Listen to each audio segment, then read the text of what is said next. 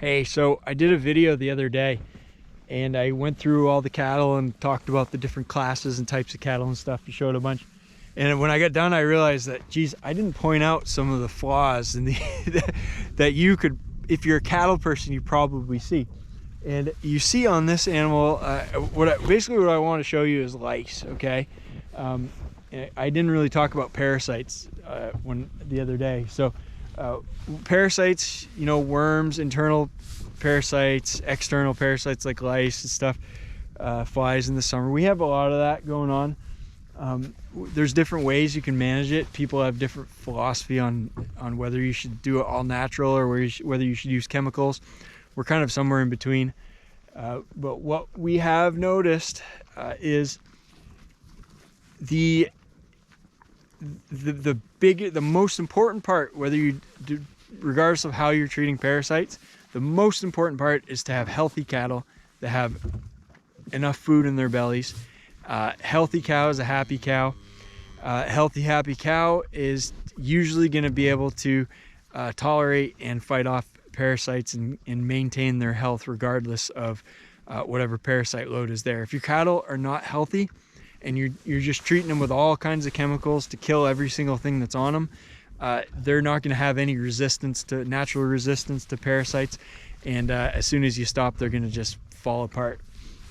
But what I wanted to show was you're going to see a lot of licking. You'll see patterns. I'll show you on these animals. You can see where they've been turning and licking their fur, and what they're doing is they're trying to get rid of lice. And you'll see there's a calf there that's licking right now, and you'll see a little bit of patches of bare skin here and there where they've rubbed too.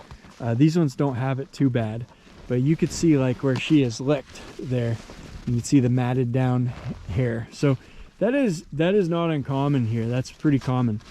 So when I started out, we had the first winter, I remember it. So we were treating cattle for parasites in the fall every year.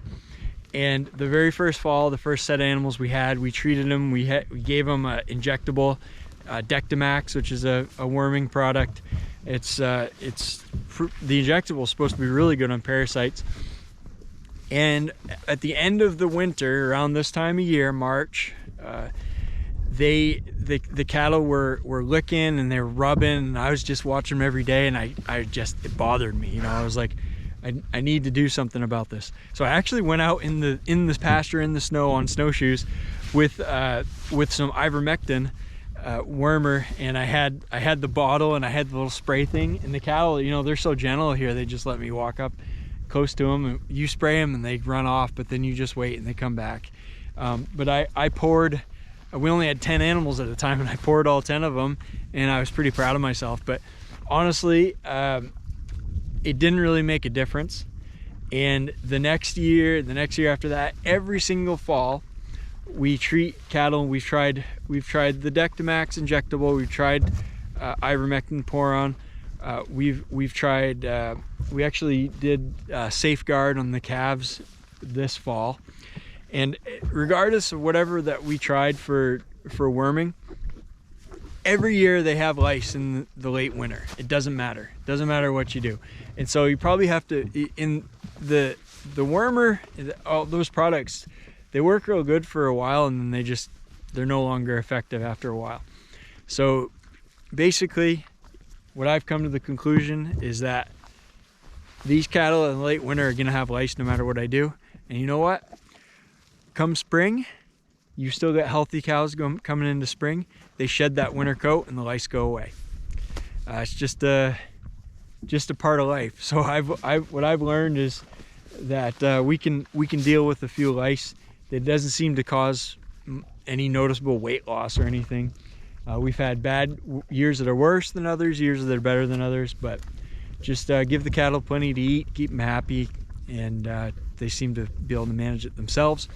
The other thing, just a little more on the parasites and control of parasites, we've actually stopped worming our adult cattle because we were getting concerned that we were starting to lose natural immunity, and we were developing a resistance in the parasite populations, where the ones that were resistant to the chemical were actually becoming more prevalent in the animals. So